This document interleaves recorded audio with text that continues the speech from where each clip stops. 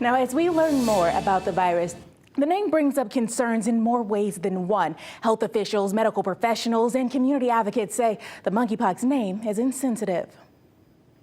Whenever we have an infectious disease, we also have an epidemic of stigma. When the AIDS epidemic began, it led to the stigma of the LGBTQ+ community.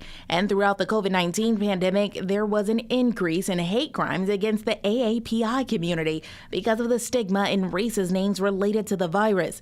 Now, the goal is to ensure the same doesn't happen with the monkeypox virus. It's extremely important that our framing and our understanding of the virus minimize harm and address the negative stigma that might be associated with the conversation. On June 15th, the World Health Organization said they were working with partners and experts to change the name, yet nothing has changed. New York City Health Commissioner tweeted out the letters sent to the WHO, writing in part that the name monkeypox has growing concerns on vulnerable communities. The letter goes on to explain that using the term monkeypox may reignite traumatic feelings of racism and stigma, particularly for Black people and other people of color, as well as members of the LGBTQIA+ community. Hartford Gay and Lesbian Collective shared a statement saying, "People hear the word monkeypox and often enough the reaction is this a joke? Monkeypox is no joke. Changing the name can go a long way in developing informative public health messages." Medical professionals agree. It would be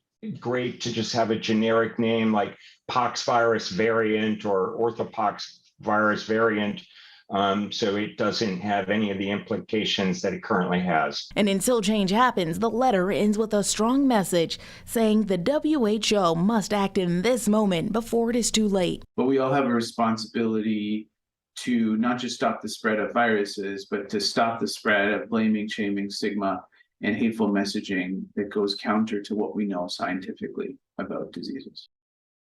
Currently, cases are predominantly spreading among gay, bisexual, and other men who have sex with men. But infectious disease specialists say anyone is susceptible to the virus. Now, we have ways it can spread online and on our Fox 61 News app. For now, live in studio for CT Cultured, I'm Raquel Harrington.